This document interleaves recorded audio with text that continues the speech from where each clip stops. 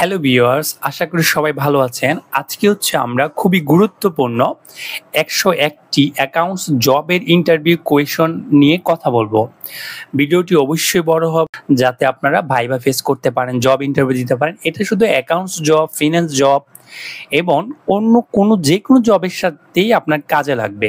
কারণ কর্পোরেট জবের প্রশ্নের ক্ষেত্রে যে একটা কম্বিনেশন থাকে, কোথাও অ্যাকাউন্টসের জব একটা প্রশ্ন করে ফেলতে পারে, ট্যাক্সটাই করে ফেলতে পারে, অথবা ফিন্যান্স থেকে করতে পারে। এরকম ১০১টি প্রশ্ন নিয়ে আজকের ভিডিওটি সাজানো। প্রথম আমরা ডেবিট এবং ক্রেডিট অর্থ কি।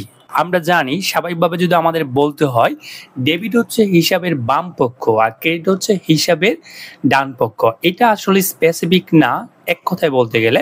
তবে ডেবিট নিয়ে ডিটেলস কথা বলতে গেলে যদি আমরা জানি, হিসাবের যখন আমরা এলিমেন্টগুলো পড়ি, উপাদানগুলো, তখন ওখানে আমরা দেখি যে অনেকগুলো উপাদান থাকে, স্পেশালি 5টি উপাদান। এটার একটা বাড়লে ডেবিট, একটা কমলে ডেবিট। যেমন ক্রেডিট অ্যাসেটের ক্ষেত্রে যদি আমরা বলি, অ্যাসেট যদি বাড়ে তখন ডেবিট, অ্যাসেট যদি কমে তারপর ক্রেডিট। তেমনই আদার্স যে 5টা এলিমেন্ট আছে সবগুলো একই রকম ক্রাইটেরিয়া। তবে আপনি এরকম করে উত্তরটা দিতে পারেন, ডেবিট হলো অ্যাকাউন্টে অর্থ যুক্ত করার প্রক্রিয়া আর ক্রেডিট হলো কর্তন করার প্রক্রিয়া। যেহেতু এটাকে উদাহরণটা দেওয়া হয়েছে মূলত অ্যাসেটের বেসিস করে, তবে আপনি ডিটেলস বলার চেষ্টা করবেন। লেনদেনের ক্ষেত্রে প্রতিটি ডেবিটের জন্য একটি ক্রেডিট থাকে, এটি হিসাবের ব্যালেন্স নিশ্চিত করে। তারপরে হিসাব বিজ্ঞান। আপনি বলতে পারেন যে হিসাব বিজ্ঞান আবার কি, কারণ হিসাব বিজ্ঞান যখন আপনি ক্লাস 9-10-এ পড়ছেন আর উপরের লেভেলে পড়ছেন, সেটার ডেফিনেশন যেমন সেম না, আর আপনাকে হিসাব বিজ্ঞান কি এটা জিজ্ঞেস করাটা অস্বাভাবিক না। তাই হিসাব বিজ্ঞান জিজ্ঞেস করলে আপনি সহজ করে বলবেন আর্থিক লেনদেনের সঠিক রেকর্ড, সারসংক্ষেপ, বিশ্লেষণ এবং রিপোর্টিং প্রক্রিয়া। আরও আমরা সব বলতে পারি যে প্রক্রিয়ার মাধ্যমে একটি লেনদেন শুরু থেকে তারপর আমরা একদম শেষে যখন আমরা ডিসিশনের জন্য তথ্য দরকার সেই পর্যন্ত যে প্রক্রিয়াটা হয় সেটাই হিসাব বিজ্ঞান। এর মাধ্যমে ব্যবসায় আর্থিক অবস্থা নির্ধারণ করা যায়। অ্যাকাউন্টিং ব্যবসায়ের পরিকল্পনা সিদ্ধান্ত গ্রহণে সহায়তা করে। এটি আর্থিক তথ্য ব্যবহার করে ব্যবসায়ের কার্যক্রম পর্যবেক্ষণ নিয়ন্ত্রণ করে। অর্থাৎ আপনাকে বলতে হবে যে প্রক্রিয়ার মাধ্যমে লেনদেন লিপিবদ্ধকরণ, শ্রেণীবদ্ধকরণ, তারপর সঠিকভাবে আর্থিক অবস্থা বিবরণী প্রস্তুত করেন এবং রিপোর্টিং প্রক্রিয়াটা ওই রকম করে করা যারা হিসাব বিজ্ঞান ইউজার তারা যাতে বুঝতে পারে একটা প্রতিষ্ঠানে আসলে কি হয়েছে। অ্যাসেটস মানে প্রতিষ্ঠানের মালিকানাধীন সম্পদ যা ভবিষ্যতে আর্থিক সুবিধা আনতে পারে।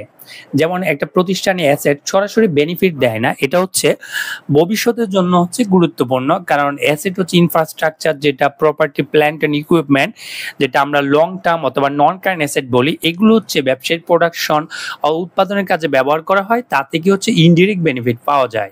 অ্যাসেটকে আমরা দুই ভাগে ভাগ করি, একটা কারেন্ট অ্যাসেট, একটা নন কারেন্ট অ্যাসেট। উদাহরণ নগদ টাকা, স্টক, মেশিনারি। অ্যাসেট ব্যবসায় আর্থিক শক্তি বোঝাতে সাহায্য করে, কারণ অ্যাসেট আপনার প্রতিষ্ঠান যত বেশি অ্যাসেট থাকবে তত সুবিধা। তবে এটা মনে রাখতে হবে, আপনার প্রতিষ্ঠানে অ্যাসেট কাজে লাগবে বলে নগদ টাকা প্রচুর, ব্যাংক ব্যালেন্স প্রচুর রেখে দিচ্ছেন, এইটা না। কারণ আমরা জানি কারেন্ট অ্যাসেটের একটা রেশিও আছে, যেটা 1:2, 2:1। অর্থাৎ আপনার 2 টাকা লাইবিলিটির জন্য 1 টাকা লাইবিলিটির জন্য 2 টাকা অ্যাসেট থাকতেই পারে, কারণ অলস টাকা পড়ে রাখলে তো ব্যবসাতে কোনো লাভ নাই। তারপর লাইবিলিটিস হলো ব্যবসায় দায়বদ্ধতা যা নির্দিষ্ট সময়ের মধ্যে পরিশোধ করতে হয়। এটি ব্যবসার উপর চাপ তৈরি করতে পারে যদি সঠিকভাবে ম্যানেজ না করা হয়। কারণ লাইবিলিটিসটা যেহেতু 2 ধরনের লাইবিলিটিস আমরা ব্যবসা প্রতিষ্ঠানে জানি, এটা স্পেসিফিক করলে ব্যবসা প্রতিষ্ঠানে এক লাইবিলিটিস থাকবে, আর একটা ওনার সিকিউরিটি থাকবে। তাই ব্যবসা যখন লাইবিলিটিসের মধ্যে পড়ে, অর্থাৎ ব্যাংক থেকে লোন নেয় অথবা ফিনান্সিয়াল ইনস্টিটিউট থেকে লোন নেয়, এটার পরিমাণ যত বেশি বাড়বে তত ব্যবসার জন্য প্রবলেম বেশি হবে। কারণ ব্যবসার চেষ্টা করতে হবে ওনার সিকিউরিটিটা বেশি থাকা। মালিকের নিজস্ব ক্যাপিটাল যদি বেশি থাকে তাহলে ব্যবসার রিস্কটা মিনিমাইজ হতে থাকে। এটি ব্যবসার উপর চাপ তৈরি করতে পারে যদি সঠিকভাবে ম্যানেজ না করা হয়। উদাহরণ হিসাবে তো আমরা বললাম এগুলো। তারপর লাইবিলিটিসের মাধ্যমে ব্যবসার আর্থিক ঝুঁকি নির্ণয় করা যায়। তাই লাইবিলিটিসটা মিনিমাইজ করা বুদ্ধিমানের কাজ। ক্যাপিটাল ব্যবসার শুরু বা পরিচালনার জন্য বিনিয়োগ করা অর্থ। ব্যবসা যখন শুরু করছে অথবা ব্যবসার পরবর্তীতে কোনো ক্রাইসিসে পড়ছে, তখন মালিক যে টাকা পয়সা দিবে সেটাই ক্যাপিটাল। এটি মালিকের ইকুইটি হিসাবে বিবেচিত হয়। ক্যাপিটাল ব্যবসায় প্রবৃদ্ধি ও সম্প্রসারণে গুরুত্বপূর্ণ ভূমিকা রাখে। ব্যবসার স্থায়িত্বের জন্য পর্যাপ্ত ক্যাপিটাল থাকা অত্যাবশ্যক। তারপর হচ্ছে অ্যাকাউন্টিং ইকুয়েশন কি? অ্যাকাউন্টিং ইকুয়েশন হলো asset equal to liabilities plus owners equity. এই অ্যাকাউন্টিং ইকুয়েশনটাকে আপনার খুবই ভালোভাবে বুঝতে হবে, কারণ পুরো অ্যাকাউন্টিংটা দাঁড়ায় আছে এই তিনটা জিনিসের উপর। সেটা হয় অ্যাসেট হবে, সেটা হয় লায়াবিলিটিস হবে, অথবা ওনার্স ইকুইটি হবে। এখানে বলিও দিচ্ছি যে এটি অ্যাকাউন্টিং এর মূল ভিত্তি, কারণ অ্যাকাউন্টিং এর যে ফাউন্ডেশন সেটা হচ্ছে তার ইকুয়েশন। তার যতটুকু সম্পদ থাকবে তার ততটুকু লায়াবিলিটিসও থাকবে অথবা ওনার্স ইকুইটি থাকবে। এই সমীকরণে ব্যবসার সম্পদ, দায় ও মালিকের অংশের মধ্যে সম্পর্ক বোঝানো হয়। এর মাধ্যমে আর্থিক বিবরণী সঠিকতা নিশ্চিত করে। জার্নাল হিসাবের হচ্ছে প্রথম যে স্টেপটা হিসাব চক্রের, সেটাই হচ্ছে জার্নাল। এটা জার্নাল হচ্ছে লেনদেন যখন প্রতিষ্ঠানে হয় তার আর্থিকভাবে অর্থাৎ আর্থিক মূল্য হয়েছে কিনা, বা যে প্রাথমিক রেকর্ড বই যেটা, এটাই হচ্ছে জার্নাল। কারণ প্রথমেই ধরেন লেনদেনটা আমরা একটা ঘটনা ঘটলো, আমরা জানি ইভেন্ট আর হচ্ছে ট্রানজেকশনের ডিফারেন্ট। ইভেন্ট হচ্ছে যেটা আমরা কোনো প্রতিষ্ঠান যে কোনো ঘটনা ঘটে সেটা হচ্ছে একটা হচ্ছে ঘটনা, এটাকে ইভেন্ট বলে। আর যেখানে হচ্ছে অর্থের অঙ্কের পরিবর্তন হয় সেটাই হচ্ছে একটা লেনদেন। আর ব্যবসা কখনোই হচ্ছে অর্থের অঙ্কে পরিমাপযোগ্য না এমন কোনো ঘটনা লিপিবদ্ধ করবে না। আর লিপিবদ্ধর যে প্রক্রিয়াটা এটি হচ্ছে জার্নাল। এটি হিসাব রক্ষণের একটি গুরুত্বপূর্ণ অংশ। জার্নাল থেকে লেজারে তথ্য স্থানান্তর করা হয়। তারপর আছে দ্বিতীয় যে হিসাব চক্রের ধাপ, সেটা হচ্ছে লেজার। লেজার হলো বিভিন্ন অ্যাকাউন্টের বিস্তারিত রেকর্ড, যেখানে প্রতিটি লেনদেনের ডেবিট ও ক্রেডিট হিসাব দেখা যায়। এটি আর্থিক অবস্থা পর্যালোচনার জন্য ব্যবহার করা হয়। অর্থাৎ প্রতিটি লেনদেনের যেটা যখন জার্নাল হবে, অর্থাৎ লেনদেন হিসেবে চিহ্নিত করে ডেবিট ক্রেডিট নির্ণয় করা হবে। তারপরের স্টেপ হচ্ছে লেজার করা, অর্থাৎ প্রতিটি রেকর্ডের বিস্তারিত, যেমন একটা সেলস লেজার, যত ধরনের সেলস আছে এখানে চলে আসবে। যেমন যদি নগদান হিসাব বলি, এখানেও নগদ চলে যাবে।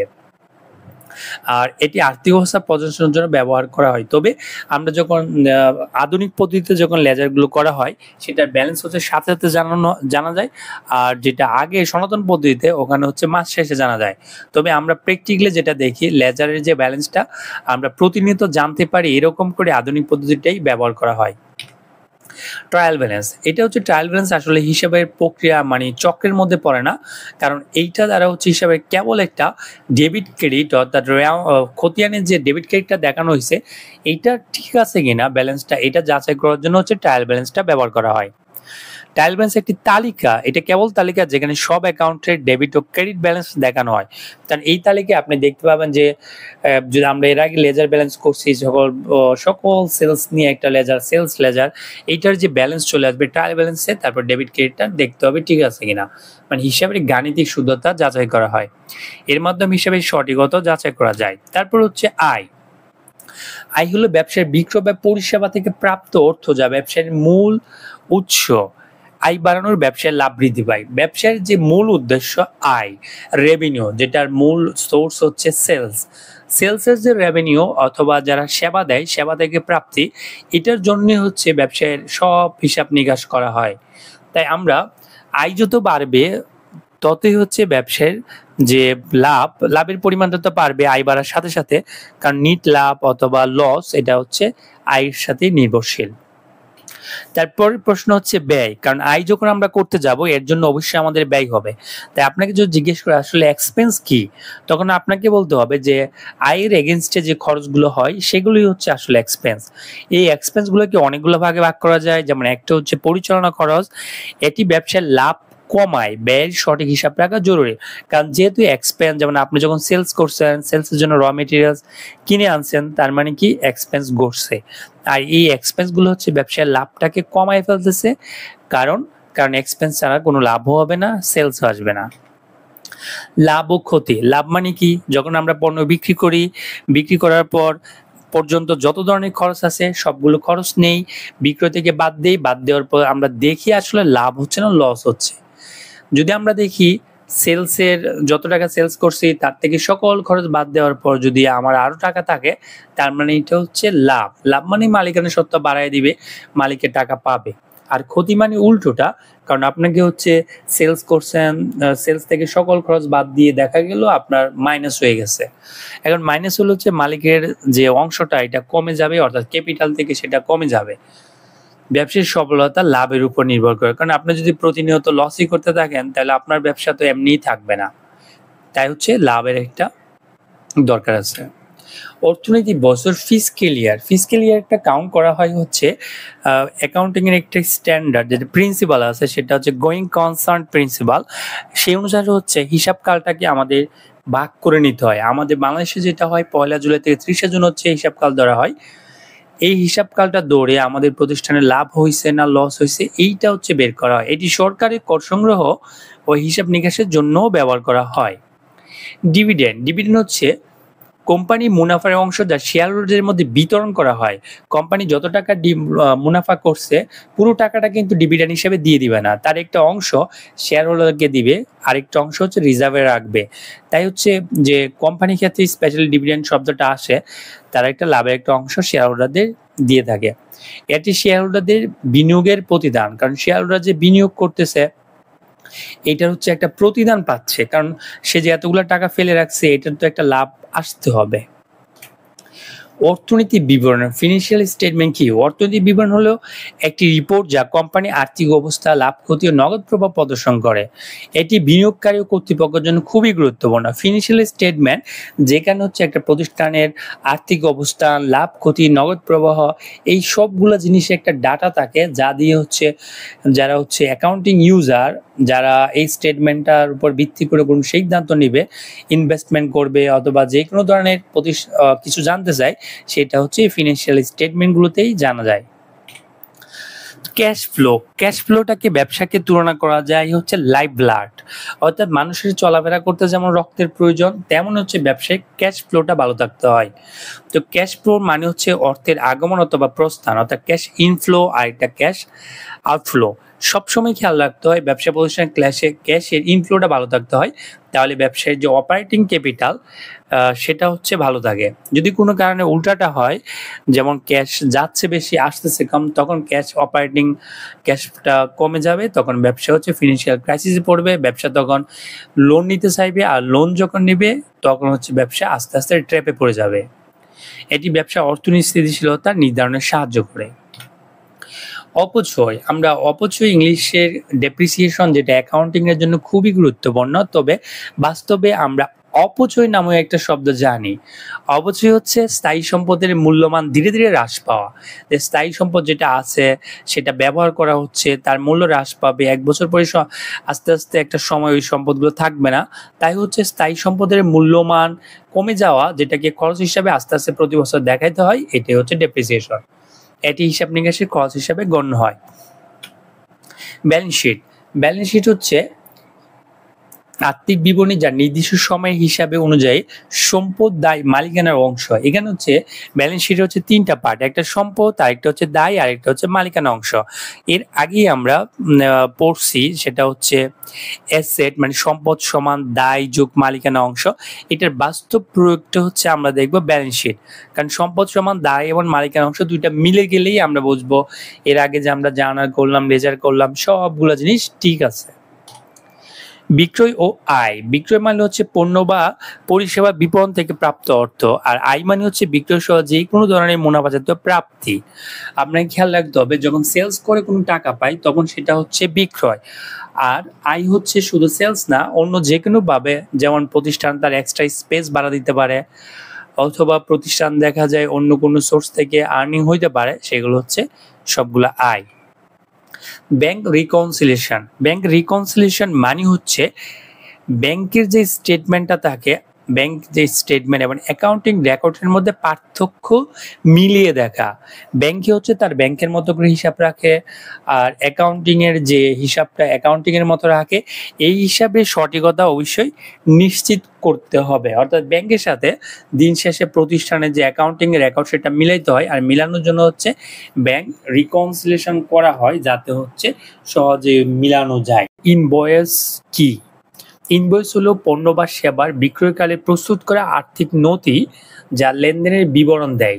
অর্থাৎ ইনভয়েসের মাধ্যমে হচ্ছে আপনি একটা লেনদেনের হচ্ছে পুরোপুরি তথ্য জানতে পারবেন। ইনভয়েস শুধু যে অ্যাকাউন্টিং এর ক্ষেত্রে ব্যবহার করা এরকম না, যে কোনো কিছু আপনি পারচেস করতে গেলে, যেমন আপনি যদি একটা ক্রেডিট কার্ড দিয়ে অনলাইনে কোনো কিছু কেনাকাটা করেন, সেখানেও কিন্তু একটা ইনভয়েস দেয়। ওখানে লেনদেনের সকল তথ্য থাকে, বিক্রেতা ও ক্রেতার মধ্যে আর্থিক লেনদেনের সকল প্রমাণ এটার মধ্যে থাকে।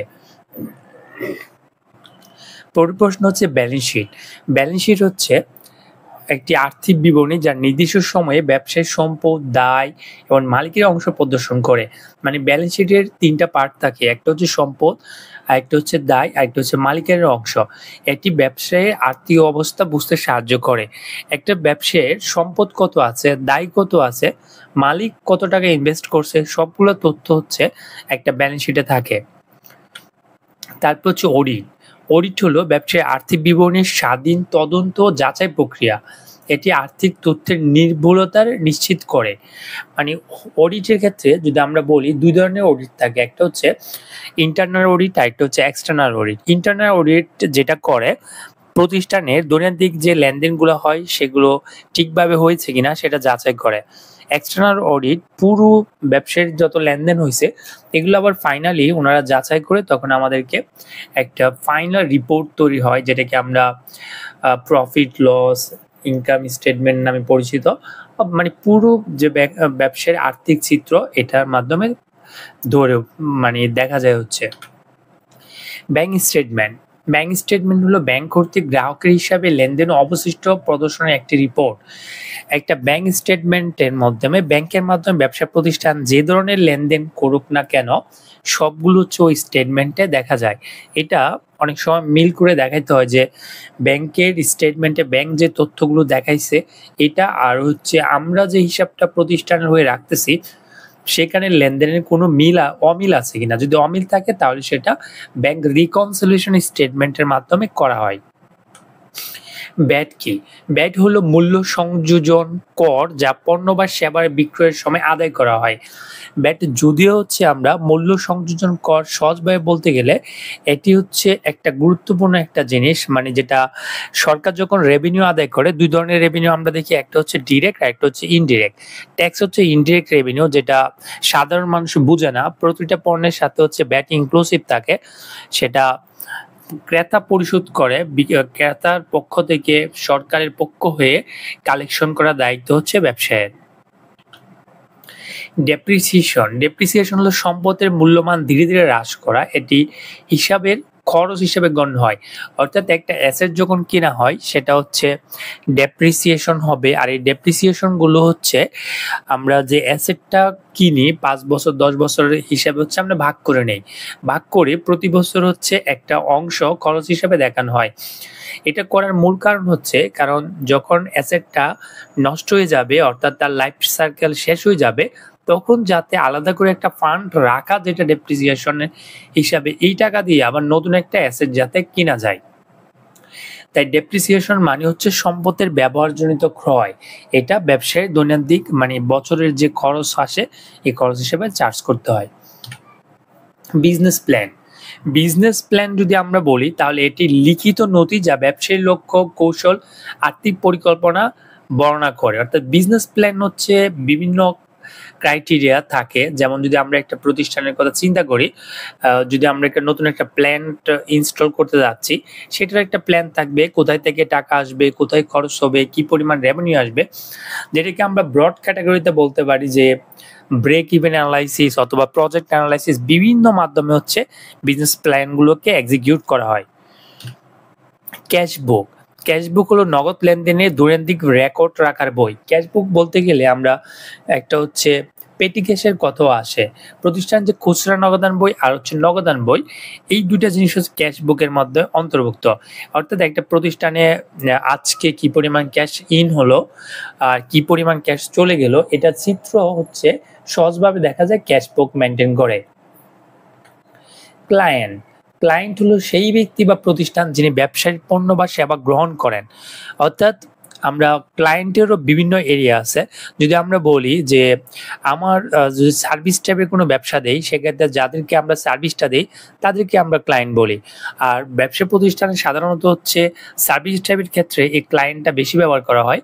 আর ম্যানুফ্যাকচারিং প্রতিষ্ঠানে ক্লায়েন্ট না বললে সেটাকে সাপ্লায়ার অথবা অ্যাকাউন্ট রিসিভেবল যেটা আমরা বলি সেটা বলা যাবে, ক্রেতা বিক্রেতা।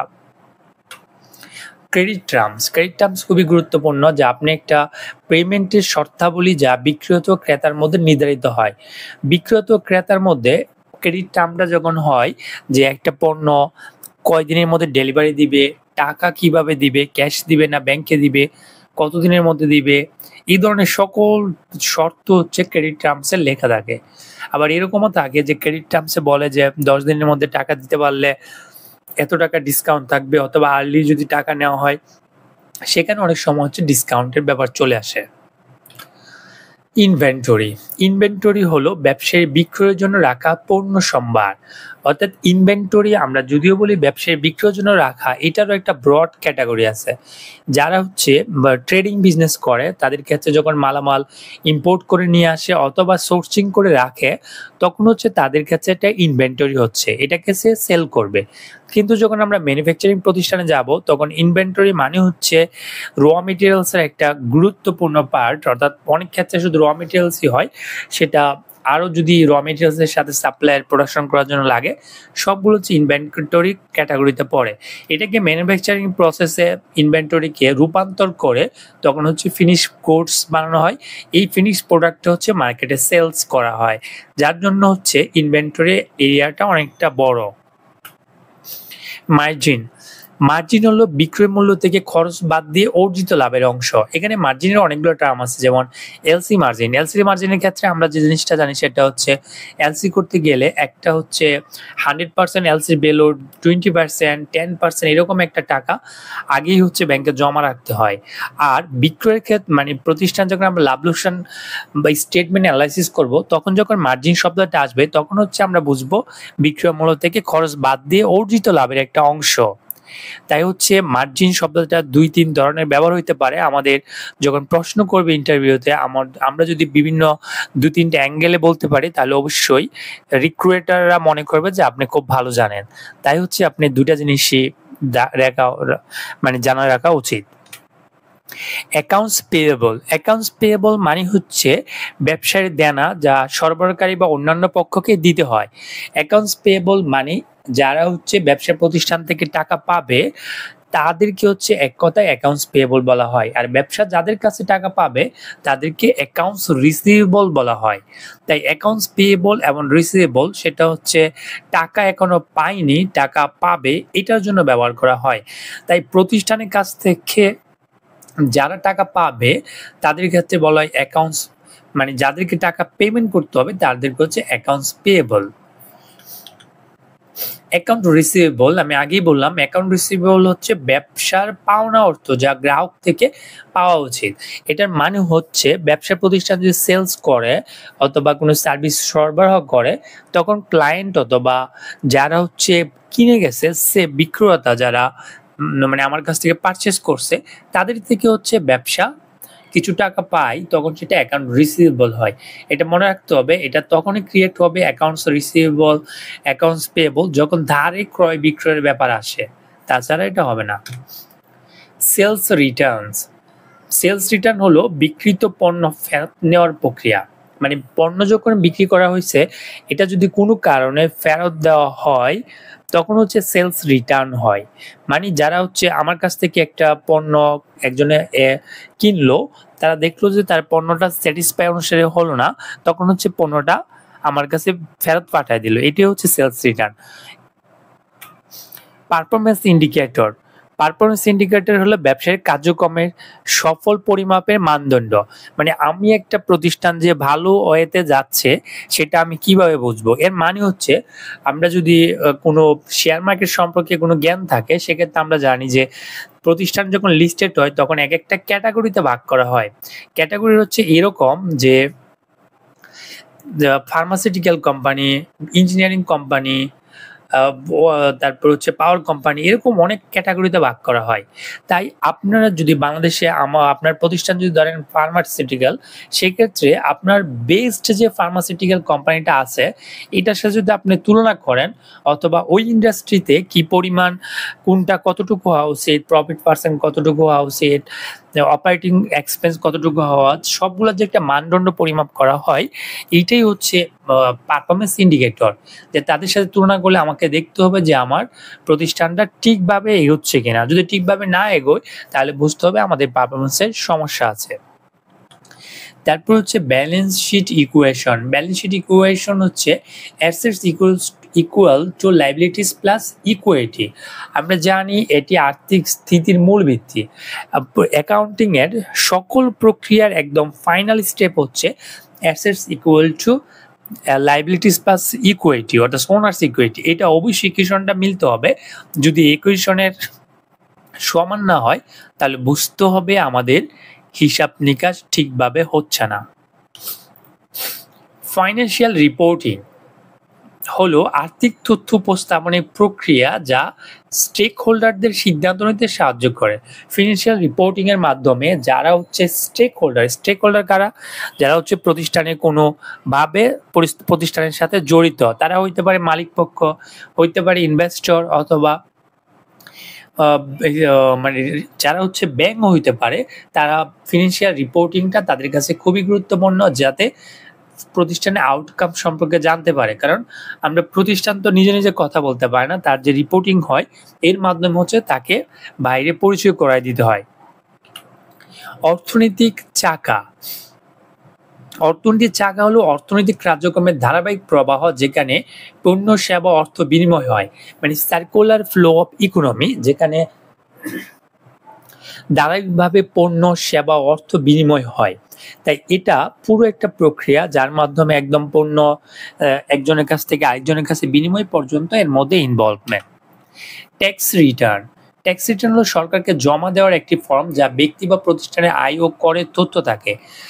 প্রতি বছর বাংলাদেশে যেটা হয়, ইনকাম ইয়ার যখন শেষ হয় তখন পরবর্তীতে 30শে নভেম্বরের মধ্যে পার্সন যারা ব্যক্তি আছে তাদের হচ্ছে ট্যাক্স রিটার্নটা সাবমিট করতে হয়। তারপর হচ্ছে কোম্পানি ক্ষেত্রে দেখা যায় নতুন আইন অনুসারে মার্চের 15 তারিখের মধ্যে, অর্থাৎ যদি আমরা ইনকাম ইয়ার ধরি 2024-25, তাহলে 25-26 হবে অ্যাসেসমেন্ট ইয়ার। ওই অ্যাসেসমেন্ট ইয়ারের ক্ষেত্রে হচ্ছে মার্চের 15 তারিখের মধ্যে হচ্ছে ট্যাক্স রিটার্নটা জমা দিতে হবে। কারেন্ট অ্যাসেট হচ্ছে ওই সকল সম্পদ যেগুলোকে হচ্ছে সহজে নগদ অর্থে রূপান্তর করা যায়, যেমন সেটা নগদ অর্থ, স্টক, দেনা পাওনা। এগুলো ব্যবসায়ের দৈনন্দিন কার্যক্রম চালানোর জন্য প্রয়োজন। কারেন্ট অ্যাসেট ব্যবহার তরলতা নির্দেশ করে, অর্থাৎ প্রতিষ্ঠানে যখন ক্যাশের একটা ওয়ার্কিং ক্যাপিটালের কথা যখন আমরা বলি, এটাকে স্মুথলি চালানোর জন্য হচ্ছে কারেন্ট অ্যাসেট খুবই গুরুত্বপূর্ণ। প্রতিষ্ঠানে যখন টাকার দরকার, তখন টাকা না হলে যদি অনেক বেশি ইন্টারেস্টে সুদে লোন নিতে হয়, তখন হচ্ছে ব্যবসায়ী তা নিয়ে পরবর্তীতে সমস্যায় ফেস করতে হয়। কারেন্ট লাইবিলিটি হচ্ছে কারেন্ট অ্যাসেটের পুরোপুরি উল্টো। এখানে হচ্ছে যে সকল দেনা, অর্থাৎ প্রতিষ্ঠান যখন কারো কাছ থেকে টাকা পয়সা মানে কোনো কিছু নিচে বাকিতে, তখন তাকে যে টাকা পয়সা পরিশোধ করতে হয় সেটা হচ্ছে কারেন্ট লাইবিলিটিস, যেমন বকেয়া বেতন, কর, ঋণ। এগুলো ব্যবসার স্বল্প মেয়াদী দায়িত্ব বোঝায়। সঠিক ব্যবস্থাপনা না হলে ব্যবসায় আর্থিক স্থিতিশীলতা প্রভাবিত হতে পারে, অর্থাৎ যে সকল দায় ব্যবসায়ীর 1 বছরের মধ্যে পরিশোধ করতে হয় এইগুলো হচ্ছে কারেন্ট লাইবিলিটিস। ডেফার্ড রেভিনিউ যেটা বলা হয়, এমন আয় যা আগে পাওয়া হয়েছে কিন্তু সেবা বা পণ্য এখনো সরবরাহ করা হয়নি। অর্থাৎ যখন আমরা একটা শব্দ মানে অনপার্জিত আয়, যে আয় হচ্ছে আমরা অলরেডি টাকা নিয়ে নিছি কিন্তু সেটার আয়ের যে মেয়াদ এটা এখনো শেষ হয়নি, তাই এগুলো হচ্ছে ডেফার্ড রেভিনিউ বলতে পারি। এটি একটি দায় হিসেবে বিবেচিত হয় যতক্ষণ না সেবা বা পণ্য প্রদান সম্পন্ন হয়। এটি আর্থিক প্রতিবেদনে গুরুত্বপূর্ণ, কারণ প্রতিষ্ঠান এরকম ঘটনা ঘটে অনেক জায়গায়, সার্ভিসের আগে অ্যাডভান্স পেমেন্ট নেয়, যেটা হচ্ছে পরবর্তীতে আয় হিসেবে কাউন্ট হয়। সাপ্লাই চার্জ হলো বিদ্যুৎ, পানি, গ্যাস ইত্যাদি সরবরাহের জন্য প্রদত্ত অর্থ। এটি ব্যবসার পরিচালনা ব্যয়ের একটা অংশ। সঠিক হিসাব রাখা হলে ব্যবসার খরচ নিয়ন্ত্রণে সাহায্য করে। অর্থাৎ ব্যবসা যখন কোনো বিদ্যুৎ, পানি, গ্যাস বিভিন্ন ধরনের সাপ্লাইজ নেয়, এটার জন্য যে খরচ হয় এটাই হচ্ছে সাপ্লাই চার্জ। ক্লিয়ারিং অ্যাকাউন্ট হচ্ছে অস্থায়ী অ্যাকাউন্ট যা লেনদেন সাময়িক হিসাব রাখে। এটা একটা অস্থায়ী অ্যাকাউন্ট, সাময়িক হিসাব রাখে। এটি অস্থায়ী ভুল সংশোধন বা স্থানান্তরের জন্য ব্যবহার হয়। পরবর্তীতে সঠিক অ্যাকাউন্টে অর্থ স্থানান্তর করা হয়। রিটার্ন এন্ট্রি হলো পূর্বের লেনদেন সংশোধনী হিসাব। এটি বিক্রয় বা ক্রয় ফেরত দিতে ব্যবহৃত হয়। সঠিক হিসাব নিকাশের জন্য রিটার্ন এন্ট্রি অপরিহার্য।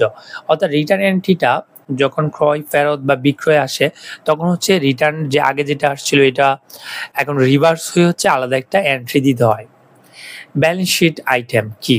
ব্যালেন্স শিট আইটেমগুলো হচ্ছে তিনটা, একটা হচ্ছে অ্যাসেটস, একটা হচ্ছে লায়াবিলিটিস, একটা হচ্ছে মালিকানা সত্ত্ব। এগুলো ব্যবসায় আর্থিক অবস্থা প্রদর্শন করে। ব্যালেন্স শিটের সঠিক প্রস্তুতি ব্যবসার স্থিতিশীলতা নিশ্চিত করে। অর্থনৈতিক মূল্যায়ন, ইকোনমিক ভ্যালুয়েশন হচ্ছে সম্পদ বা ব্যবসার আর্থিক মূল্য নির্ধারণের প্রক্রিয়া। একটি বিনিয়োগ সিদ্ধান্ত ও আর্থিক বিশ্লেষণের জন্য গুরুত্বপূর্ণ। সঠিক মূল্যায়ন ব্যবসায়ের ঝুঁকি কমায়। ক্যাপিটাল স্ট্রাকচার, ক্যাপিটাল স্ট্রাকচারটা খুবই গুরুত্বপূর্ণ। যেমন একটা ব্যবসায়ের ঋণ কত, মালিকের ইকুইটি কত, এই দুটোর একটা সুন্দর অনুপাত। অর্থাৎ প্রতিষ্ঠান হচ্ছে দুই ধরন থেকে তার যে ক্যাপিটাল দরকার এটা পেতে পারে। একটা হচ্ছে নিজস্ব ক্যাপিটাল, আর একটা হচ্ছে অন্য কারো কাছ থেকে নেওয়া ক্যাপিটাল। অন্য কারো কাছ থেকে বলতে স্পেশালি আমরা ব্যাংক থেকে লোন নেওয়াকে বোঝায়। তাই এটা সবসময় একটা ভালো স্ট্যান্ডার্ড হচ্ছে সর্বোচ্চ 40% লোন আর 60% হচ্ছে ইকুইটি। এই দুইটা কম্বিনেশন হলে ঠিক আছে। যখন হচ্ছে লোনের পরিমাণটা বাড়তে থাকে, ইকুইটির পরিমাণটা কমতে থাকে, তখন হচ্ছে ব্যবসা ঝুঁকির মধ্যে পড়ে যায়। এটি ব্যবসা অর্থায়নের ধরন নির্ধারণ করে। সঠিক ক্যাপিটাল স্ট্রাকচার ব্যবসায় আর্থিক স্থিতিশীলতা বৃদ্ধি করে। ক্যাশ ফ্লো স্টেটমেন্ট, অর্থের আগমন ও প্রস্থান সম্পর্কিত আর্থিক বিবরণী, মানে টাকা কোনভাবে আসছে। আমরা জানি ক্যাশ ফ্লো স্টেটমেন্টের 4টি পার্ট আছে। টাকা হচ্ছে ফিনান্সিয়াল সোর্স থেকে আসতে পারে, তারপর হচ্ছে কারেন্ট যে সোর্স থেকে আসতে পারে, অর্থাৎ টাকা আসছে কোথায়, গেছে কোথায়, এইটা হচ্ছে আসলে হচ্ছে ক্যাশ ফ্লো। এটি ব্যবসায়িক তরলতা ও নগদ প্রবাহের স্থিতি নির্ণয় করে। বিনিয়োগকারী এবং ব্যবস্থাপকদের জন্য খুবই গুরুত্বপূর্ণ। লং টার্ম ডেট কি? লং টার্ম ডেট হচ্ছে এমন ঋণ যা 1 বছরের বেশি সময়ে পরিশোধ করতে হয়। এটি ব্যবসায়ের দীর্ঘমেয়াদী অর্থায়নের উৎস। সঠিক ব্যবস্থাপনায় আর্থিক ঝুঁকি কমায়। লং টার্ম ডেট সাধারণত মানে যে লং টার্ম লোনগুলো হয়, এটা হচ্ছে 1 বছরের থেকে বেশি সময়ের জন্য নেওয়া হয়। অনেক ক্ষেত্রে 5 বছর, অনেক ক্ষেত্রে 10 বছর, এরকম সময়ের জন্য নেওয়া হয়। এটাও হচ্ছে দেখা যায় যে ইন্টারেস্টগুলো আসে, এটা statement of profit and loss স্টেটমেন্টে সেটা দেখাইতে হয়। ওখানে কারেন্ট পোর্শন কতটুকু দেখানো যায় এটা আসে। মুনাফা এবং ক্ষতি হিসাব, মুনাফা হলো একটি আর্থিক বিবরণী, মানে মুনাফা এবং ক্ষতির যে হিসাব, প্রফিট অ্যান্ড লস অ্যাকাউন্ট হচ্ছে বিবরণী যা আয় ও ব্যয়ের পার্থক্য দেখায়। এর মাধ্যমে ব্যবসায় লাভ বা ক্ষতি নির্ধারণ করা যায়। এটি ব্যবসায়ের কার্যক্রম মূল্যায়নে সাহায্য করে। মুনাফার যে স্টেটমেন্ট, এখানে হচ্ছে দুটা জিনিসই থাকে, আয় এবং ব্যয়। আয় থেকে ব্যয় বাদ দিলে যদি অবশিষ্ট থাকে সেটা হচ্ছে লাভ হিসাবে দেখা হয়। রিজার্ভ কি?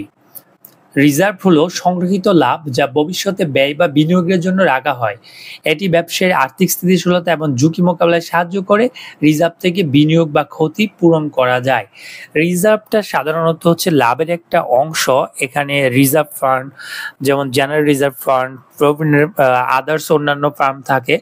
এই ফান্ডে হচ্ছে টাকাগুলো রাখা হয় যাতে ভবিষ্যতে কোনো একটা সমস্যা ফেস করলে ওই ফান্ড থেকে টাকা নিয়ে প্রবলেম সলভ করা যায়। শেয়ার হোল্ডার কি? শেয়ার হোল্ডার হলো সেই ব্যক্তি বা প্রতিষ্ঠান যারা কোম্পানির শেয়ার মালিক। আপনি যদি একটি কোম্পানি 100 শেয়ার বা একটা শেয়ারও কিনেন, তাহলে আপনি নিজে হচ্ছে ওই কোম্পানির একটা শেয়ারের মালিক, মানে হচ্ছে ওইটুকু পরিমাণ মালিক। তারা কোম্পানি মুনাফা অংশীদার এবং সিদ্ধান্ত গ্রহণে অংশ নেয়। শেয়ার হোল্ডারের অধিকার ও দায়িত্ব আইন দ্বারা সংরক্ষিত হয়। ট্যাক্স কমিশন কি? ট্যাক্স কমিশন হলো কর আদায়ের জন্য সরকারের দেওয়া কমিশন বা কমিশন ফি। এটি কর সংগ্রহের কাজ করে। অর্থাৎ ট্যাক্স কমিশন যেটা আমরা জানি, এনবিআর এর যখন স্ট্রাকচারটা আমরা জানি, ওই এনবিআর এর স্ট্রাকচারের একটা হচ্ছে ট্যাক্স কমিশন, যারা হচ্ছে আইন প্রণয়ন, নিয়মিত কার্যক্রম মানে আইন মেনে পরিচালনা করা হয়। বাজেট, বাজেট হলো আয় এবং ব্যয়ের পরিকল্পনা যা নির্দিষ্ট সময়ের জন্য তৈরি করা হয়। এটি ব্যবসায়ী আর্থিক লক্ষ্য নির্ধারণ এবং সম্পদ বরাদ্দে সহায়তা করে। বাজেট মেনে চললে খরচ নিয়ন্ত্রণে। বাজেট হচ্ছে একটা চিত্র বলা, মানে একটা আয়নার মতো বলা যায়। একটা প্রতিষ্ঠান একটা বছরের জন্য যখন বাজেট করা হবে, সেখানে এই দুটা জিনিস ভালোভাবে থাকবে যে কোথায় থেকে টাকাগুলো আসবে এবং কোন কোন খাতে হচ্ছে টাকাগুলো বরাদ্দ যাবে। এইটা হচ্ছে বাজেটের মূল জিনিস। Budget specially cost and management অ্যাকাউন্টিংয়ের জন্য খুবই গুরুত্বপূর্ণ এটা মেনটেন করা। রিসিভেবল কি? রিসিভেবল হলো ব্যবসায়ের পাওনা অর্থ যা গ্রাহক বা ক্লায়েন্ট থেকে পাওয়া বাকি থাকে। এটি ব্যবসায় আর্থিক সম্পদের অংশ। সঠিকভাবে নগদের যে একটা প্রবাহটা ঠিক রাখার জন্য রিসিভেবল গুরুত্বপূর্ণ। সেলস টার্নওভার, এটাকে আমরা সেলসও বলতে পারি। নির্দিষ্ট সময়ে বিক্রয়ের মোট পরিমাণ, মানে যেটাকে টার্নওভার এক কথায় বলা হয়। বিক্রয় যতটুকু হয়েছে এটাকে এক কথায় টার্নওভার অথবা বিক্রয় যাই বলা যায়। ব্যবসার আয়ের একটি গুরুত্বপূর্ণ সূচক। সেলস টার্নওভার বৃদ্ধি ব্যবসায়িক সফলতার লক্ষণ। মানে সেলস টার্নওভার যত বাড়বে, প্রফিট তত বাড়বে, ব্যবসায়িক সফলতা তত ভালো হবে। কর রিটার্ন হলো সরকারকে জমা দেওয়ার একটি ফর্ম যেখানে ব্যক্তি বা প্রতিষ্ঠানের আয় ব্যয় খরচের তথ্য থাকে। এটি কর নির্ধারণ এবং কর আদায়ের জন্য ব্যবহার করা হয়। সঠিক ও সময় মতো কর রিটার্ন দাখিল করা জরুরি হয়। ভ্যাট রিটার্ন, ভ্যাট রিটার্ন আমরা জানি হচ্ছে ভ্যাট আদায় এবং পরিশোধ সংক্রান্ত একটা রিটার্ন। প্রতি মাসে 9.1 মূসক যেটা ভ্যাট রিটার্ন থাকে এটা হচ্ছে সাবমিট করতে হয়। এখানে সেলসের এগেনস্টে কত টাকা ভ্যাট হয়েছে, বিক্রয় ক্রয়ের এগেনস্টে কত টাকা ভ্যাট পরিশোধ করা হয়েছে, এইগুলো হচ্ছে বাদ দিয়ে যত টাকার ভ্যাট প্রদান করা জরুরি হয় সেটা হচ্ছে প্রতিষ্ঠান ভ্যাট রিটার্নের মাধ্যমে সেটা সরকারকে দিয়ে দেয়।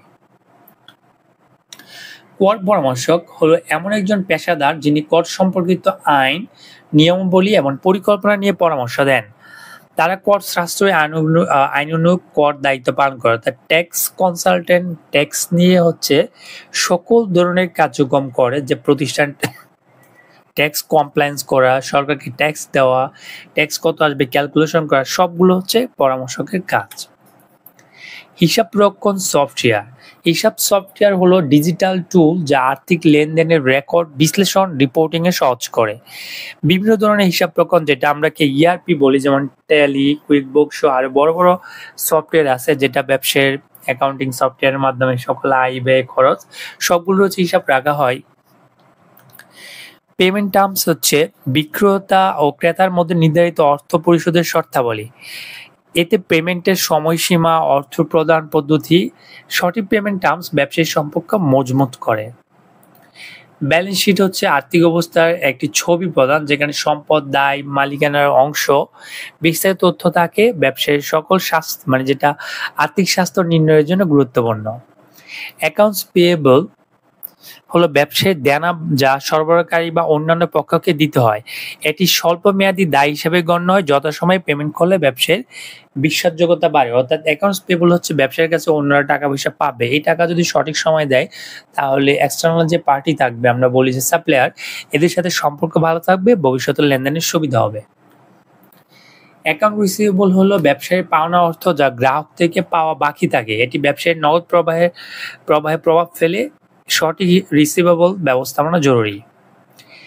জার্নাল এন্ট্রি হচ্ছে আর্থিক লেনদেন প্রথমবার লিপিবদ্ধ করার প্রক্রিয়া। এটি হিসাব রক্ষণের মূল ভিত্তি। অর্থাৎ প্রথমে লেনদেন যখন হয় সেটা হচ্ছে ডেবিট ক্রেডিট নির্ণয় করে যে বইতে হিসাবভুক্ত করা হয়, এটাই হচ্ছে আসলে journal. Trial balance, trial balance হচ্ছে এক ধরনের তালিকা যেখানে সমস্ত অ্যাকাউন্টের ডেবিট ও ক্রেডিট ব্যালেন্স থাকে। এর মাধ্যমে হিসাব সঠিকতা, তার নির্ভুলতা হিসাব আমরা বলে থাকি যে হিসাবের গাণিতিক শুদ্ধতা যাচাই করার জন্য হচ্ছে ট্রায়াল ব্যালেন্স করা হয়। অর্থাৎ কোনো ভুল থাকলে ডেবিট ক্রেডিট নির্ণয়ের সেটা ট্রায়াল ব্যালেন্সের মাধ্যমে ধরা পড়ে। ফিসক্যাল ইয়ার, ফিসক্যাল ইয়ার হচ্ছে বাংলাদেশে সাধারণত হচ্ছে 1 জুলাই থেকে 30 জন্য হচ্ছে ফিসক্যাল ইয়ার। এটি সরকারের কর সংগ্রহ, আর্থিক হিসাব রক্ষণের জন্য ব্যবহার করা হয়। কোম্পানি আর্থিক রিপোর্ট ও সময়সীমার মধ্যে তৈরি করতে হয়। ডেপ্রিসিয়েশন হলো সম্পদের মূল্যমান ধীরে ধীরে হ্রাস করা।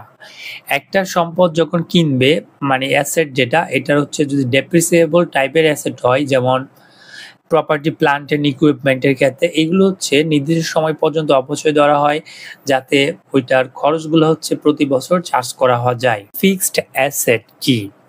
ফিক্সড অ্যাসেট হচ্ছে দীর্ঘমেয়াদী সম্পদ যা ব্যবসায় ব্যবহৃত হয়, যেমন জমি, ভবন, যন্ত্রপাতি। এগুলো ব্যবসায়ের উৎপাদন ক্ষমতা বৃদ্ধি করে, এগুলো অবচয় হিসাবে রাখা বাধ্যতামূলক। অর্থাৎ ফিক্সড অ্যাসেট হচ্ছে ওই সকল সম্পদ যেগুলো হচ্ছে ব্যবসায় সরাসরি উৎপাদনের জন্য ব্যবহার করা হয়। মার্জিন কি? মার্জিন হলো বিক্রয় মূল্য থেকে ব্যয় বাদ দিয়ে অর্জিত লাভের একটা অংশ। আমরা যখন টোটাল কত সেলস হয়েছে এটা থেকে যখন ব্যয় বাদ দিব সেটা হচ্ছে প্রফিট মার্জিন বলি। এটি ব্যবসায়ের মুনাফা নির্দেশ করে, এটাকে অনেক সময় গ্রস প্রফিট মার্জিনও বলা হয়। বেশি মার্জিন মানে ব্যবসায় বেশি লাভ। কর্পোরেট ট্যাক্স, আমরা জানি ইন্ডিভিজুয়ালি যেমন ট্যাক্স দিতে হয়, কর্পোরেটর ট্যাক্স হয় যেটা কোম্পানি মুনাফার উপর সরকার কর্তৃক আরোপিত কর। এটি দেশের রাজস্ব উৎসের একটি গুরুত্বপূর্ণ অংশ। কর্পোরেট ট্যাক্স ঠিকমতো পরিশোধ করা আইন অনুসারে সবাই বাধ্য। বেতন ও বেনিফিট কি?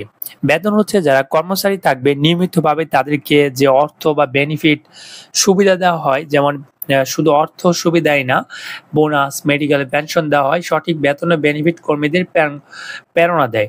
অর্থাৎ প্রতিষ্ঠান যখন তার কর্মীদেরকে যে বেনিফিটগুলো দেয় সবগুলো হচ্ছে বেতন হিসাবে পড়ে। ক্লোজিং ইনভেন্টরি, আমরা জানি একটা ইনভেন্টরি ৩টা স্টেজ বা ৪টা স্টেজে থাকতে পারে। প্রথমে হচ্ছে আমরা যখন ইনভেন্টরি কিনে আনি, যেটাকে র মেটেরিয়ালস এর ওপেনিং, তারপর একটা ক্লোজিং থাকতে পারে, সেমি ফিনিশের ব্যাপার আছে, ফিনিশ প্রোডাক্টের আছে। তো এখানে ক্লোজিং ইনভেন্টরি হচ্ছে আমরা হিসাবকালে নির্দিষ্ট সময়ের শেষে ব্যবসায় থাকা পণ্য সম্ভার, যত টাকা ইনভেন্টরি আমরা কিনছি তার থেকে যেটা প্রোডাকশনে গেছে, সেলস হয়ে গেছে, সেটা বাদ দেওয়ার পর যেটা অবশিষ্ট থাকবে সেটি হচ্ছে ক্লোজিং ইনভেন্টরি। এটি লাভ ক্ষতি হিসাবে একটি গুরুত্বপূর্ণ ইনভেন্টরি হিসাব ব্যবসায়ের আর্থিক স্থিতি নির্ণয় করতে সাহায্য করে। কাস্টম ডিউটি, কাস্টম ডিউটি হলো আমদানি বা রপ্তানি পণ্যের উপর আরোপিত কর। এটি দেশের রাজস্ব আদায়ের একটি উৎস। কাস্টম ডিউটি আইন মেনে পণ্য আমদানি বা রপ্তানি করতে হয়। কাস্টম ডিউটির ক্ষেত্রে যদি আমরা সাপ্লিমেন্টারি ডিউটি আছে, কাস্টম ডিউটি সহ অনেকগুলো ডিউটি হচ্ছে ইম্পোর্ট স্টেজে আদায় করা হয়। ট্রেড ক্রেডিট হলো সরবরাহকারী থেকে পণ্য ক্রয়ের পর কিছু সময় পেমেন্ট স্থগিত করার সুবিধা। এটি ব্যবসায়ের লেনদেন সহজ করে ব্যবস্থাপনা নগদ প্রবাহে প্রভাব ফেলে। ট্রেড ক্রেডিট, যদি আমরা পণ্য কিনি, আমরা যদি বলি যে এটা ৩ মাস পর পেমেন্ট দিব, সেটা হচ্ছে একটা বেনিফিট পরবর্তীতে পেমেন্ট করার। আর্থিক বিবরণী, ফিনান্সিয়াল স্টেটমেন্ট হলো ব্যবসায় আর্থিক ব্যবস্থা ও কার্যক্রমের রিপোর্ট। ব্যবসায়ের যেমন ব্যালেন্স শিট, মুনাফা ক্ষতি, নগদ প্রবাহ বিবরণী। এটি বিনিয়োগকারী ও কর্তৃপক্ষের জন্য খুবই গুরুত্বপূর্ণ। লেনদেন কি? লেনদেন হলো অর্থনৈতিক কার্যক্রম যা সম্পদের স্থানান্তর বা আর্থিক পরিবর্তন ঘটায়। লেনদেন যেটা হচ্ছে একটা এ ধরনের ঘটনা যেটা হচ্ছে প্রতিষ্ঠানে আর্থিক অবস্থার পরিবর্তন ঘটে, এইটি হচ্ছে লেনদেন। ডেবিট এবং ক্রেডিট কি? ডেবিট হচ্ছে, আমরা এক কথায় বলতে গেলে ডেবিট মানি হচ্ছে হিসাবের বাম দিক, যেটা হচ্ছে অনেক সময় বৃদ্ধি হলে হিসাবের যে 5টা এলিমেন্ট আছে সেটা বৃদ্ধি খেলে কিছুটা ডেবিট, কোনোটা হ্রাস পেলে ডেবিট, এরকম করে আছে। হিসাবের অ্যাকাউন্টিং প্রিন্সিপাল হলো আর্থিক তথ্য রেকর্ড ও প্রতিবেদন করার মৌলিক নিয়মাবলী। এগুলো স্বচ্ছতা ও নির্ভুলতা নিশ্চিত করে। আমরা যখন অ্যাকাউন্টিং প্রিন্সিপাল নিয়ে কথা বলি তখন হচ্ছে আমাদের কাছে গুরুত্বপূর্ণ যে জিনিসটা আছে সেটা হচ্ছে গ্যাপ হচ্ছে আইএফআরএস, এটা জেনারেলি অ্যাকসেপ্টেড অ্যাকাউন্টিং প্রিন্সিপাল, এবং এটা হচ্ছে আইএফআরএস হচ্ছে এইটা মেনে হচ্ছে আমাদের অ্যাকাউন্টিংটা পরিচালনা করতে হয়। প্রফিট এবং লস স্টেটমেন্টের ক্ষেত্রে এটি আর্থিক বিবরণী যা নির্দিষ্ট সময়ে আয় এবং ব্যয় দেখায়। এর মাধ্যমে ব্যবসায় মুনাফা বা ক্ষতি নির্ধারণ করা যায়। এটি ব্যবসায়ের কার্যক্রম বিশ্লেষণে গুরুত্বপূর্ণ। ক্যাশ ফ্লো হচ্ছে নগদ অর্থের আগমন ও প্রস্থান। এটি ব্যবসায়ের তরলতা ও আর্থিক স্থিতিশীলতা বোঝাতে সাহায্য করে। ইতিবাচক ক্যাশ ফ্লো ব্যবসায়ের সঠিক পরিচালনার লক্ষণ। পেয়েবল এবং রিসিভেবল, এটা পেয়েবল হলো ব্যবসায়ের দেনা যা পরিশোধ করতে হয়, অর্থাৎ ব্যবসা প্রতিষ্ঠান থেকে অন্যরা যে টাকা পাবে এটা হচ্ছে পেয়েবল, আর ব্যবসা প্রতিষ্ঠান অন্যদের কাছে যে টাকা পয়সা পাবে সেটা হচ্ছে রিসিভেবল। দুটোই ব্যবসায় নগদ প্রবাহে নিয়ন্ত্রণ করে, কারণ আমি টাকা পাবো সেটা অবশ্যই আমি টাকা দিব এর থেকে বেশি হইতে হবে। হিসাব নিকাশ সফটওয়্যার হচ্ছে এমন একটি টুল যা আর্থিক লেনদেনের রেকর্ড এবং বিশ্লেষণ করে। যখন আমরা কোনো অ্যাকাউন্টিং সফটওয়্যার ব্যবহার করি তাহলে দেখা যায় একদম লেনদেন অন্তর্ভুক্ত করা থেকে শুরু করে ফাইনালি একদম ফিনান্সিয়াল স্টেটমেন্ট পর্যন্ত করে দিতে পারে। এতে দেখা যায় অনেক সময় বাঁচায়, ভুল ভ্রান্তিও দূর করে। ব্যাংক স্টেটমেন্ট হচ্ছে প্রাপ্ত একটি রিপোর্ট যেখানে অ্যাকাউন্টের লেনদেনের বিবরণ থাকে। এটি আর্থিক মিলের জন্য খুবই গুরুত্বপূর্ণ। অডিট হচ্ছে আর্থিক বিবরণী নিরপেক্ষ পর্যালোচনা যাতে সঠিকতা নিশ্চিত করা যায়। এটি আইনগত কর প্রয়োজনে করা হয়। লাইবিলিটি হলো ব্যবসায় আর্থিক দায়িত্ব বা দেনা যা পরিশোধ করতে হয়। তো লাইবিলিটি হচ্ছে থার্ড পার্টির নিকট ব্যবসার যে দায় থাকে এটা। ইকুইটি হচ্ছে মালিকের শেয়ার বা অংশ, প্রতিষ্ঠানে মালিক যে অংশটা পাবে সেটাই হচ্ছে ইকুইটি। ভ্যাট হচ্ছে মূল্য সংযোজন কর যা পণ্য বিক্রয় প্রযোজ্য, অর্থাৎ পণ্য ক্রয় এবং বিক্রয়ের ভ্যাট যেটা আসে এটা থেকে বাদ দিয়ে যেটা থাকে এই ভ্যাটটা হচ্ছে সরকারকে দিতে হয়। ট্যাক্স হলো সরকারের জন্য আর্থিক অবদান যা রাজস্ব আয় নিশ্চিত করে। সরকারকে যখন আমরা কোনো একটা ট্যাক্স দেওয়ার প্রয়োজন হয় সেটা আমাদের অবশ্যই দিতে হয়। এই সরকার হচ্ছে এই রাজস্বগুলো কালেক্ট করে দেশের যে কোনো গুরুত্বপূর্ণ কাজে হচ্ছে এগুলো ব্যবহার করে। ফিক্সড ক্যাপিটাল, ব্যবসায় দীর্ঘমেয়াদী বিনিয়োগ। ফিক্সড ক্যাপিটাল হচ্ছে এটা একটা দীর্ঘমেয়াদী বিনিয়োগ। কোনো ক্ষেত্রে ওয়ার্কিং ক্যাপিটাল যেটা আমরা জানি সেটা হচ্ছে প্রতিষ্ঠান ডে বাই ডে চালানোর জন্য যে পরিমাণ টাকা পয়সার দরকার হয় সেটা হচ্ছে ওয়ার্কিং ক্যাপিটাল। আর ফিক্সড ক্যাপিটাল স্পেশালি হচ্ছে মেশিনারিজের ক্ষেত্রে ইনভেস্ট করা হয়, জমি, প্রপার্টি, প্ল্যান্ট এন্ড ইকুইপমেন্ট, এইসব ক্ষেত্রে হচ্ছে ফিক্সড ক্যাপিটালগুলো ব্যবহার করা হয়, যার মাধ্যমে হচ্ছে দীর্ঘমেয়াদী একটা বিনিয়োগের সুযোগ থাকে। ওয়ার্কিং ক্যাপিটাল হচ্ছে দৈনন্দিন কার্যক্রম চালানোর জন্য প্রয়োজনীয় অর্থ। প্রতিষ্ঠানের স্যালারি দিতে হবে অথবা প্রতিষ্ঠানের কোনো কিছু পারচেজ করতে হবে, এগুলো হচ্ছে ওয়ার্কিং ক্যাপিটালের মধ্যে পড়ে, যা হচ্ছে প্রতিদিন হচ্ছে এই টাকাগুলো দরকার আসবে যাবে। ব্যাংক রিকনসিলিয়েশন হলো এমন একটা স্টেটমেন্ট যেটা হচ্ছে ব্যাংকের সাথে কোম্পানির হিসাবের একটা মিলকরণ প্রক্রিয়া। ব্যাংকে যে ট্রানজাকশনগুলো হয় সেগুলো যেমন ব্যাংকে তার স্টেটমেন্ট হিসাব রাখে, তেমন হচ্ছে প্রতিষ্ঠান তার অ্যাকাউন্টস বুকেও এগুলো হিসাব রাখতে হয়। যদি কোনো কারণে হিসাবে গরমিল দেখা যায় তখন হচ্ছে ব্যাংক রিকনসিলিয়েশনের স্টেটমেন্টটা তৈরি করতে হয়। পেমেন্ট রিসিপ্ট হলো অর্থ প্রদান হওয়ার প্রমাণপত্র। আপনি যে অর্থ প্রদান করছেন এটার হচ্ছে একটা প্রমাণপত্র হিসাবে হচ্ছে পেমেন্ট রিসিপ্ট। এটা দুটি পক্ষ, যে কিনে এবং যে বিক্রি করে, তাদের দুজনের জন্য গুরুত্বপূর্ণ। ট্যাক্স রিটার্ন জমা দেওয়ার সময়সীমা কত? ব্যক্তির ক্ষেত্রে হচ্ছে বাংলাদেশে যেটা 30 নভেম্বর হবে, আর কোম্পানি হচ্ছে 15 days of 9 months after completing income year or September later। অর্থাৎ এখানে হচ্ছে আমরা ওইটা 3 জায়গায় 9 হয়ে গেছে। বাংলাদেশে হচ্ছে একদম ট্যাক্স দিয়ে জমা দেওয়ার সর্বশেষ সময় সাধারণত থাকে 30 নভেম্বর। আর কোম্পানির ক্ষেত্রে হচ্ছে এখন যেটা স্পেশালি হচ্ছে যখন ইনকাম ইয়ার শেষ হবে তার পরবর্তী 9 মাসে নবম মাসের 15তম দিন সেটা হচ্ছে ট্যাক্স ডে হিসাবে কাউন্ট করা হবে। হিসাব রক্ষকের দায়িত্ব কি? ব্যবসায় আর্থিক লেনদেনের রেকর্ড ও প্রতিবেদন সঠিকভাবে রাখা। আমরা যদি আগের প্রশ্নটাকে কারেকশন করে নেই, সেটা পরে দেখাচ্ছি। হিসাব রক্ষকের দায়িত্ব হচ্ছে প্রতিবেদন সঠিকভাবে রাখা। তারপর হচ্ছে ব্যাংক গ্যারান্টি। ব্যাংক গ্যারান্টি হলো ব্যাংকের এমন একটি নিশ্চয়তা যা ঋণ গ্রহীতা বা বিক্রেতার পক্ষে দেওয়া হয়। ব্যাংক গ্যারান্টি হচ্ছে যে ঋণ নিবে অথবা বিক্রেতার পক্ষে গ্যারান্টি দেওয়া হয়, যাতে হচ্ছে যে কোনো কারণে যদি ক্রেতা মানে যে যার পক্ষে ব্যাংক গ্যারান্টি দিবে ও যদি টাকা না দিতে পারে তাহলে ব্যাংক তার হয়ে টাকা পরিশোধ করবে। কর্পোরেট সোশ্যাল রেসপন্সিবিলিটি, যেটাকে আমরা সংক্ষেপে CSR বলা হয়।